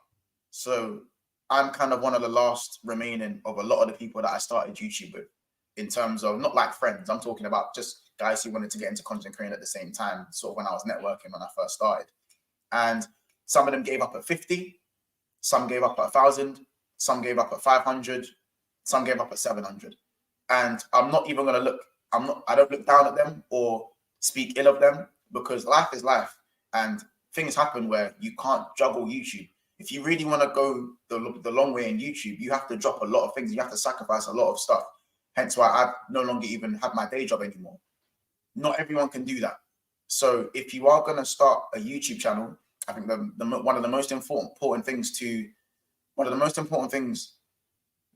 to ask yourself would be why. What's the goal? Is it casual, or do you want this to be your career? If you want it to be your career, be prepared for the sacrifice. I know everyone says consistency. Everyone associates YouTube with consistency, and that is true. But I associate YouTube with sacrifice, because for me, there's no consistency without sacrifice. So that's my foundation. You need to be willing to sacrifice certain things. And then comes the consistency that will allow you to be consistent. And then that's, I think, is the key to going where you need to go and do what you need to do. So yeah, if anyone wants to start a channel, make sure your basis is sacrifice and consistency. I know that's kind of like cliche, and maybe you probably heard a lot of people say that. A lot of people say consistency. I say sacrifice personally. And make sure you're doing YouTube on something you enjoy, so it never ever feels like a job. This never feels like a job to me. Never. Even when I was working at the same time, I come back from work tired as hell. Bro, I cannot tell you, look, how many times I've gone to work and I take the bus home from work and I'd sleep on the whole bus journey home just so I can be awake and have enough energy for the stream. Sacrifice. Sacrifice. Or when we done pre-recorded videos for the first 8 months of Big Six Bants, we'd record the video. So let's say a game kicks off at 8 o'clock, finishes at 9:45. We'd record the video from 10 to 11. Then I'd edit the video and get all the titles and the thumbnail kind of done to the standard I can do it at. I'll probably done by like 2 a.m. I need to wake up at 6 a.m. to go work, sleep on the bus, come home, and then do another one. You know what I'm saying? Like that's kind of why I switched to live streaming in the ways, because it kind of helped. But yeah, like these are the things you kind of need to think about. Never make it feel like it's a job, and make sure it's something you enjoy, and be ready to sacrifice if you want it to be your career. And if it's something casual, that's okay too. That's okay too. The YouTube algorithms can be very harsh. So when you take a break, don't expect your numbers to be the same. Consistency is very important through sacrifice. When you man, so some of you lot's favorite streams. Man don't realize the stress with comments etc that comes with the game, and once still smiles and respects that. Yeah, bro, I've had some times where I've had some nasty comments. And listen, as I said, I'm an annoying Liverpool fan, so I know it comes in the territory. But there has been 2 or 3 times where comments have generally made me feel away. I've generally been affected by comments, but it doesn't happen very often. I've been doing this for 2.5 years now, so like you get used to it. Don't say 7-0 and stop being weird. Hennessy says 7-0 was his favorite. When you man humbled Arsenal, yeah, that was a good stream. We've humbled Arsenal a few times since Big Six Bants, though. Some of the streams during the Caicedo saga were hilarious. It has to be the Caicedo stream. Honestly, probably the Caicedo stream with the and the Arsenal preview. The Caicedo stream, we were all gassed. Yeah, everyone say that dog bark moment. I feel like definitely, yeah. A lot of people kind of know me for that now. By the way, Foden got 1 GA less than Starboy Saka. Comfortable conversation. So does Darwin Núñez, by the way. I was there. Too funny, the Caicedo saga. Caicedo saga was elite. Matisse cameo as well, the show before. Yeah, as well. Big up Matisse every single time as well. This is Anfield. Yeah, I knew it. So I knew someone was going to say the 5-2. I knew it. That was hard time, bro. When we got bopped 5-2, oh my days. Hey, had to be 5-2. This is Anfield was generational. Or the Liverpool Arsenal preview where troops had me dying. We all done all nighters. Yeah. During the Caicedo saga, I'm not gonna lie. Everyone ran all nighters that day. Everyone was running all nighters. It was a mad thing. I said, when we lost to Bournemouth, and I went live. I didn't even schedule it. Work, I didn't even schedule that stream. I didn't even schedule that stream, you know. I didn't even schedule that. I did not even schedule it. I just went live and I just got hot and I just started running. And I remember we got billed by billing. How the fuck did we get billed by billing? That 2-1 loss to that and the 2-1 loss to Leeds. Yeah. I said I know they were your favorite ones. You usually see United and Chelsea fans in USA, but Liverpool fans are still the best. The Caicedo because the legendary bark was born. Yeah. Do you not want to know a secret? You know that bark? I didn't even think that weren't like a thing where I thought, oh, I'm gonna bark today. I'm gonna be so happy. I'm gonna bark. I was just talking, and I was so hot. I was so angry. I just started barking. It just happened. It just happened. Yeah, 5-2 stream was goated. No cap, you got me mad when you go up on my guy Darwin, but it's just an opinion at the end of the day. And honestly, that's what I respect about you the most. I know that you don't like my opinion about Darwin, and neither do a lot of Liverpool fans, but you still like it's an opinion, bro. Like, no one's always going to share the same opinion about, even in our own fan base, people are going to have different opinions, and that's what makes football content. That's what makes football content. Heritage. I don't think I even used that word in the right context, but you don't know what I mean. Who's your closest bedroom in the YouTube football space? I've got a few, man. It's hard to name one. It's hard to name one because I've got bedrooms that are close in YouTube, and I've got bedrooms that are close in YouTube and are now my actual close friends. I don't want to say one name in case others, I don't want to say one name and then another person goes, "Oh, what? You didn't say my name, but what? I'm not your closest friend." Yeah, I said I don't know about answering that one, but what I'll do is I don't even want to throw in honorable mentions, man, because it's gonna seem like I'm just friends with everyone. If I'm being real, maybe change the question up a little bit. I said just for that one. Lifelong, big up Lone Star. He goes, lifelong Liverpool fan in the UK, but living in Dallas now. If you're ever in Texas, my home is your home, brother. Love the channel. Been watching since last summer. Hey, Lone Star, Limey, bro. I appreciate that. Bro, I've been wanting to go to America for so long, obviously, even as an actor. But I appreciate that, man. That means a lot. You know what I'm saying? Can Casey and Ethan play ball? I reckon Casey is a baller. Corey Gibbs only played FIFA 5.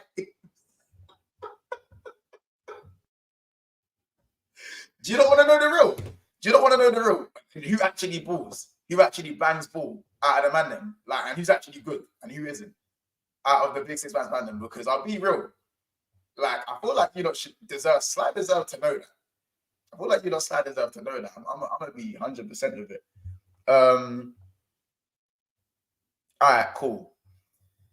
In terms of who can play football now, me and Ethan are actually still quite athletic and play football now. Like, we actually play ball. That I play for a Saturday team and a Sunday team. Ethan plays Saturdays and Sundays as well. I play football 3 times a week when I'm fit. Well, when I'm not injured. When I'm not injured, anyways. You can see the clips. They're on my Instagram. If you don't believe me, go look. I can play ball in it. Ethan's good as well. Ethan can play ball. Corey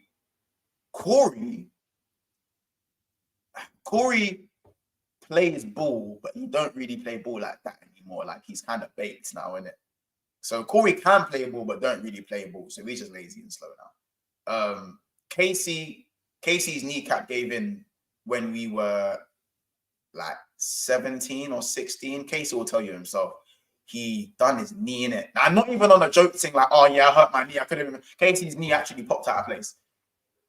He actually popped his knee. No cap, popped his knee. Kids, I only played ball with kids like once, and it was like quite late on. Like, it was like probably like 2 years ago. So kids is all right. So none of the man them are dead ballers. That's what I was saying. None of the man them are dead ballers though. But if we're talking back in the day, Corey could ball, Casey could ball. Back in the day, Casey was a very good right back. Corey was a very good right wing / striker. I was more of a centre mid / right midfielder when I was younger. I started off as a centre back, believe it or not, and then moved further up. I play striker now. But yeah, Ethan was kind of like a centre midfielder / right wing back / right wing. He's like a bit of everything, what he does as well. And Kears was quite techie when he was younger as well. So yeah, none of them can play ball. I feel like if there was a 5-a-side BSB, I feel like we'd give a few teams a run for their money. Not like the better teams, because obviously, again, Casey don't have a kneecap, Corey don't run no more, and me and Ethan pretty much are the ones who kind of like do the fitness stuff. So in terms of like proper cardio in football, like running a lot. So yeah.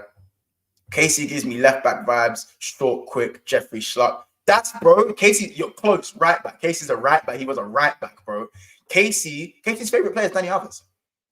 Favorite player is Danny Alves. Casey's a right back, bro. You know what I'm saying? Asa goes, Ethan is defo good. I can tell. Once you might need to do watch-alongs. Those fan reaction accounts will clip you, and then more people will sub to you because they share your channels.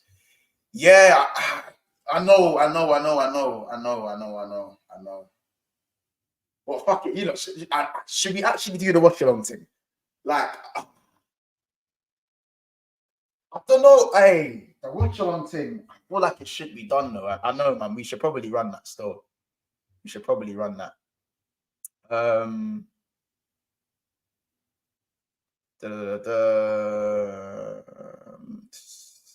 Question. Months. What made you become a Liverpool fan, by the way? You must have got cooked a lot as a kid, as you ain't a Scouser. Oh, bro. It weren't even just because I weren't a Scouser fan. It's just the fact that no one can ever call me a glory hunter for going and supporting Liverpool. Because when I started supporting Liverpool, the best teams were Arsenal, United, and Chelsea.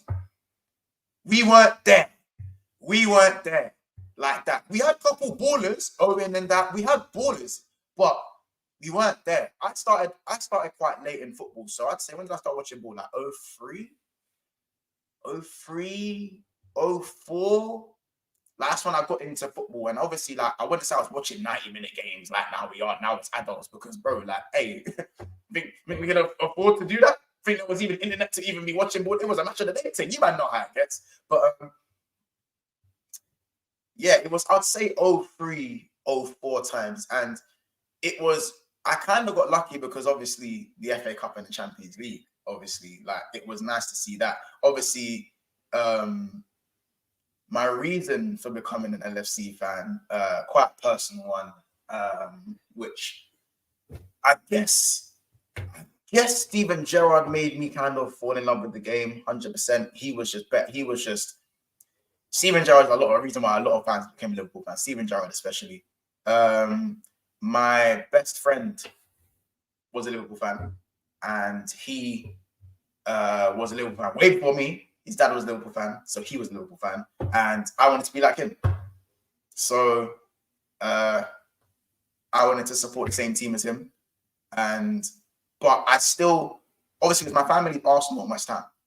So my uncle's West Ham fan, big West Ham fan. My family, more immediate family, Arsenal fans. And like my best friend, who obviously is no longer here, he passed away in 2019, at the end of 2019.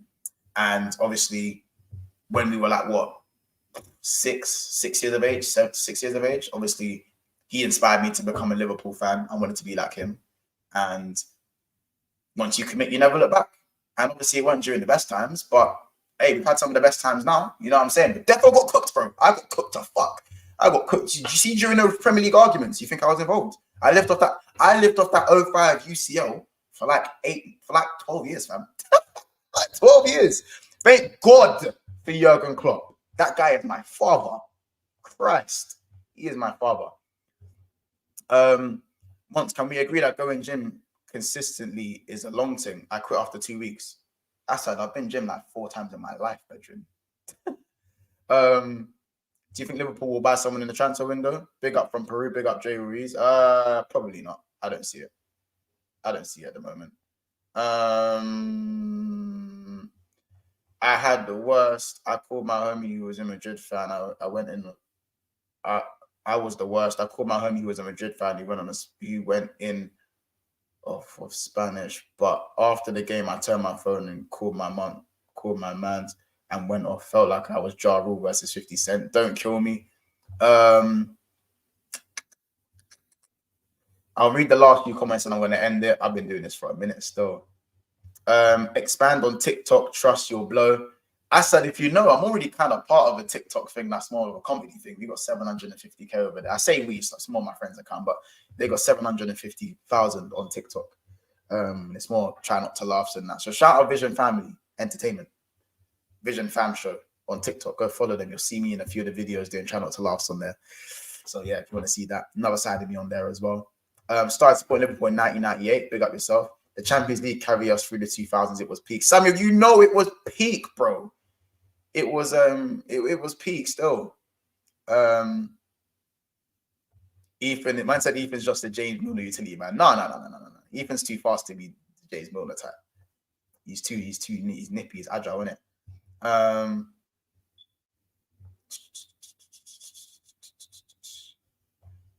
Yeah, condolences. Yeah, of course. Nah, bro. Like as I said, I've mentioned it. I've mentioned it a few times. You know what I'm saying? His name is Kieran. He's obviously my longest friend. So to lose your longest friend is probably one of the hardest things I've ever gone through. But I'm not gonna go into that too much. But yeah, I support Liverpool because of political reasons. Sikhs and Scousers have a lot in common. I hear it, bro. I do hear it, my brother. RIP your friend, of course. Appreciate that. I said I didn't know how many Black LFC fans till 2018, 2009. I said you're a Chelsea fan, so don't do that, bro. Don't do that. Don't do that. Man said even Antonio Valencia. No, I don't know. I don't even know. If we could name footballers to the Big Six Bants, man, then I'd say Ethan is like, I don't even know. I'd say Casey's defo like. Do you know what? I actually hear the Antonio Valencia shout of Casey. I actually hear it. Donny's strong, he's fast, and he's direct. And he does the same thing, knock it past you, cross it. Like, yeah, that's him still. I slightly hear it. I slightly hear the Valencia talking that one. Corey, I'm going to say Corey in his prime. Corey in his prime was ridiculously quick. He's very quick and very strong, but not the most technical. Corey was like the good version of Lukaku. The good version of Lukaku. Like Everton Lukaku. That was Corey still. Man will run. He'll run and he'll hold you while he's running and he'll shoot and he'll score. And he'll do that another 2 times in like the next 20, 30 minutes if you give him the opportunity. That's probably Corey still. Like a very good version of Lukaku. Like the cold Lukaku. I'd say the Inter Milan Lukaku still. That's definitely Corey. Ethan.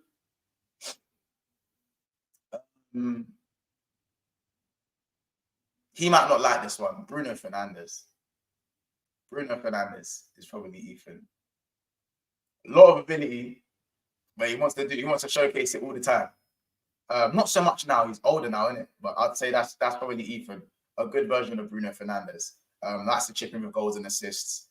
Not so much set pieces. I wouldn't say he's someone who takes set pieces, but apart from the set pieces, he likes to get around and whatnot.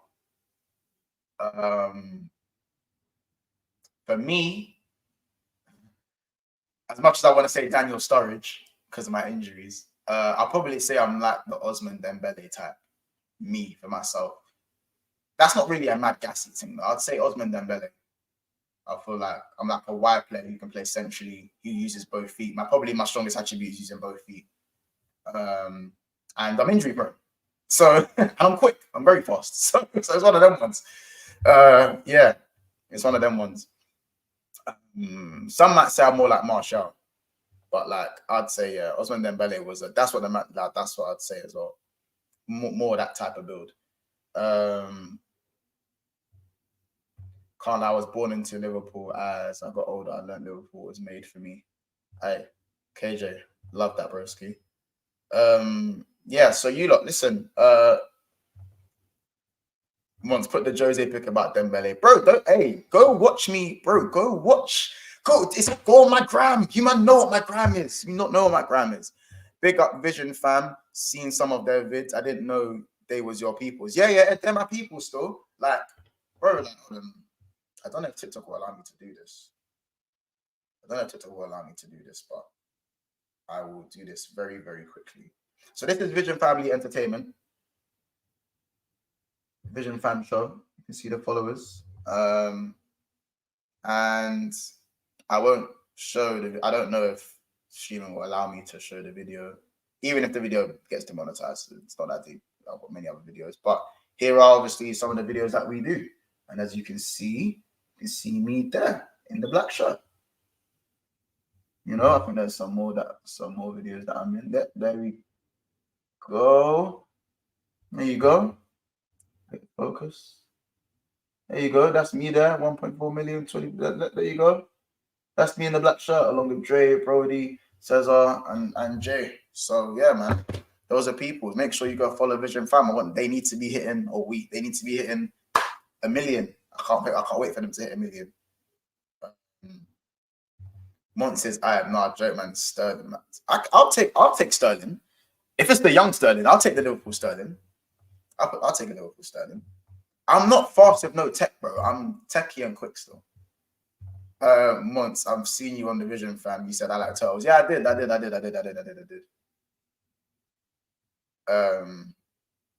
Oh, pause. But listen, you lot, I think I'm gonna leave it at that still. I need to sleep because I'm generally feel sick. I haven't eaten. I'm scared to eat because I'm gonna throw up or something. But just quickly before we leave, make sure you guys smash the like button, drop a comment, let us know, if you like the video. Also, we'll be live at 11:15 later today for the match reaction. And listen, I missed out a lot of details on certain things, obviously, because things are personal and whatnot. So if you actually generally want me to do a separate stream where you can actually get to know me a little bit better, and I can get to know my subscribers a little bit better as well, then just say yes in the chat. Say yes right now in the chat. If I see more than 10 to 15 yeses in the chat right now that you want to see a separate stream, I'll find the day within the, because obviously the game week's been split in 2 innit. So there's a few days where I'll have time to kind of do a separate stream for stuff like that. So I can find the time for a stream. I'll schedule it early so you lot know, and I'll do a proper Q&A where you lot can ask me personal questions as well as football questions as well, and we'll do this properly. It won't just be like a kind of, because anyone who watches this back won't know that we've had this whole segment. We've had a whole hour pretty much of just speaking and chilling. So yeah, if I see enough yeses, well, there's a lot of yeses already. So So I guess that's a yes then. I guess that's a yes. I'll put it out at some point. And yeah. Last thing. Last thing. Do you lot want me to continue doing these videos? Because I've kind of stopped. Let me share my screen. Quick. You lot, give me 2 seconds. Let me share my screen.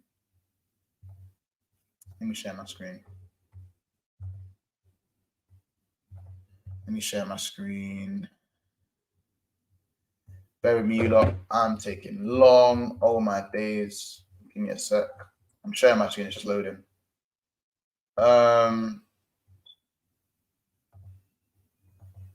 me share my screen.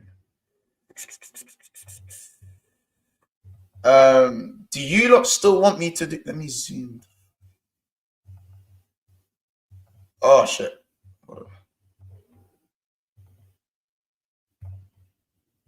Do you lot still want me to do these videos? These. Do you lot still? Yeah, you can see how the thumbnails have got better. Do you lot still want me to do these videos?